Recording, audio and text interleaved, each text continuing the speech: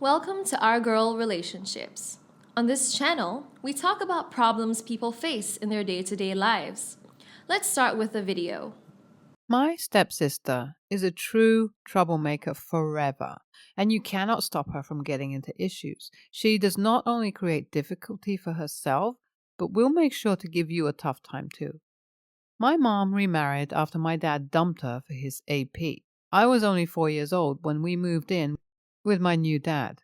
My sister was born after 2 years and is almost 6 years younger than me. We are very close and share a very strong bond, but she is very stubborn and a bit selfish. She makes her own decisions, which are mostly the worst ones, but we would never learn from her mistakes and would jump to the next bad decision. The reason for this behavior could also be that she had always been a favorite kid of my parents and has also been closest to my heart. Her mistake is quickly forgiven, and she was punished far less than we were in childhood. On the other hand, being the older kid, I was expected to be sensible and well-mannered. My sister was just in college when she announced to us that she wanted to get married to her boyfriend. My parents told her that she was too young and should focus on her studies instead. She was not ready to listen to anyone and took a stand. I tried to discuss the matter with her, but as usual, she felt that she was the wisest soul to walk on earth. I told her that she could at least wait until she graduated. She replied that we would then ask her to wait until she landed a job. I told her that it was the only sensible way and that she was not responsible enough for such a relationship. I told her that she could at least get established and afford a separate space. Also, as she was willing to marry her boyfriend, who was also her class fellow, it was definite that he was quite young and could not make such a big responsibility. My sister was not ready to listen to any one of us. We stopped talking about it, and even though she initiated the topic, we would change the subject. We knew that there was no way we could convince her, so it was better to stay quiet and let her stay in her bubble. One day she exploded at the dinner table as no one was giving attention to her and told us that if we did not agree, she would marry him in the church and would never return to us. Our dad got very worried and told her that he would like to meet the guy first. Our dad was not satisfied at all, as according to him, the guy was quite young and seemed irresponsible. He also told my sister that as the guy would not be able to afford a separate space, she would have to live with her in-laws, to which my sister had already agreed. My sister got married right after her exams while I had to move to another city as I had landed a great job. Just after a few months passed, I started getting news about my sister's troubled life. She would call me and complain about how she had made a blunder and her husband was not supportive at all. She would also say that her mother-in-law wanted her to share the responsibility of the house and help her with house chores. I told her that we had tried our best, but she chose these issues for herself. That was the time when she found out that she was expecting. Last week, my sister had a terrible fight with her husband and came to this city to stay with me. She has not told our parents about the fight or about her coming to stay with me. She has always been very beloved to me, but I cannot spend my whole life correcting her mistakes or taking the responsibility. I do not know how to tell her to go back to her husband, but I cannot simply afford to keep her with me and take the responsibility when she is pregnant. AITA? I am here with an update after 4 years. My sister's marriage has always been troubled and her issues just do not get resolved. She did not go to the university as she was expecting by then and could not manage her studies and her kids side by side. Now, after 4 years, she had 2 kids and countless issues in her life. Her husband is still studying and also does a part-time job, but he does not make enough to afford a separate house, so they are bound to live with his parents. My sister often comes to live with me and this disturbs my routine as well as my life. I am engaged now, and my fiancé and I live together. My sister comes to stay as she says that she needs a break from her troubled marriage so she could get some peace at my place. My fiancé has complained several times about this and has said that it is not fair at all, and even if she needed a break, she could go to our parents' house. I tried to discuss this with my sister, but she gets emotional and says the moral support she gets from me is what she needs the most. My sister was here with her kids and had told us that she was going to stay for a week or so. One night, my sister's younger kid could not sleep and cried the whole night. My husband and I could not sleep well and also had to go to work the next day. My husband was furious the next morning and told me that he would shift to his friend's apartment until she was there. I tried to apologize, but he left for work. I was, of course, enraged and told my sister to leave right away. She wept and tried to blackmail me emotionally, but I did not listen to her and told her that I did not want to see her when I came home from work. When I returned, she had left already and I found a letter. She had written that she was so sick and tired of her life and confessed that it was all because of her ill decisions. She also said that my place was the only place where she felt relieved, but was now kicked out of here too. She kept on and said that she knew she was disturbing my personal life and would never return now. My heart is aching right now. I cannot express how much I have in my heart for behaving like a bitch. AITA? It has been 8 years since my sister got married, and now she is a mother to 5 beautiful kids. I got married 3 years ago to my then fiancé. I apologized to my sister soon after that incident, and things got quite better between us. She acted sensibly and avoided coming over when it was not that necessary. Also, as her responsibility had increased, she got busy and could not come over to spend weeks. Her relationship with her husband had turned rocky, and the reason could be that both of them were already tired of their marriage. They chose to take responsibility at a very young age, and it seemed like all their energy had drained now. My sister had told my parents that she felt like she had to step out of the marriage and file for divorce, as the marriage was now consuming her mental health. My parents were reluctant, as she had 5 kids now, but they could not compromise on her mental health, so they supported her. My sister got divorced and moved to our parents' house. Not even 6 months passed after her divorce when she announced that she was in love with someone and wanted to remarry. My parents were furious and told her that they already had suffered a lot because of her decisions, but now they would not allow her. She was very stubborn again toward this guy she had met over the internet. My parents had to give in and grant her permission to get married to that guy, as he was from another state and needed to make the arrangements to take my sister with him. He asked for time, but my sister could not wait. He told her that his parents were against this marriage, and he could not take her to their house, so he had to rent a place for them. My sister told him that the couple could stay at my place until that guy could arrange a place. She had decided everything without even asking me, so I kept quiet and thought to myself that this will pass.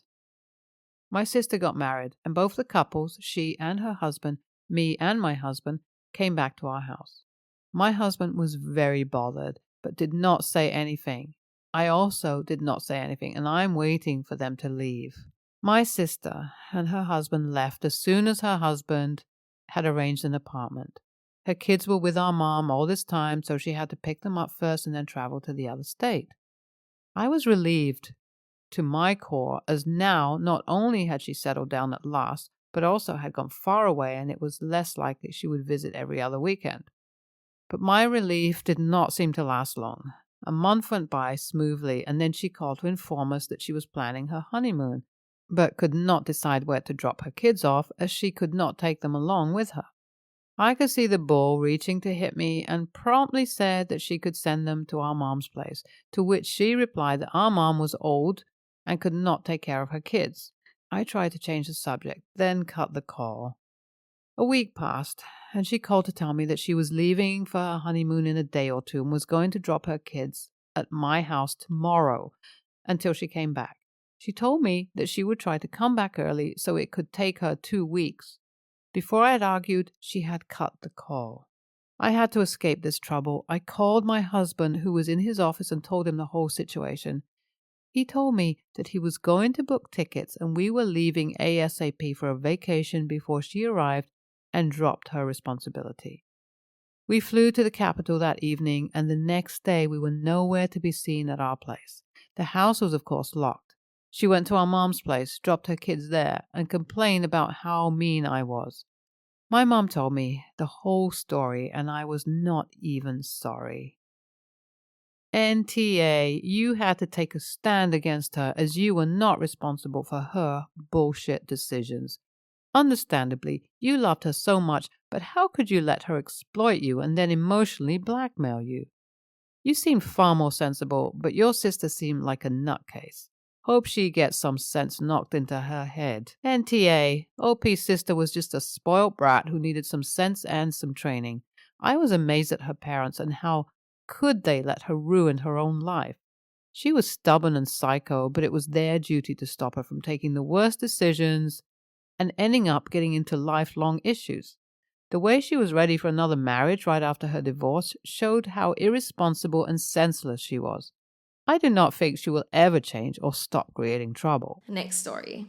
When my mom, 36, was 19, she had a boy, Mark, that her parents made her give up. I, 14, female, was born after my mom got a degree and worked as a hospital tech, so she got to keep me.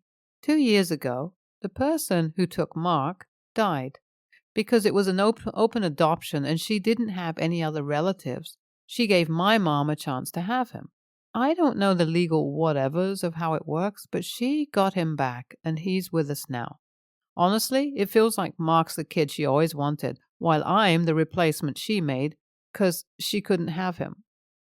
To give examples, he's going into engineering and loves hearing about her work and the machines she uses, and I don't.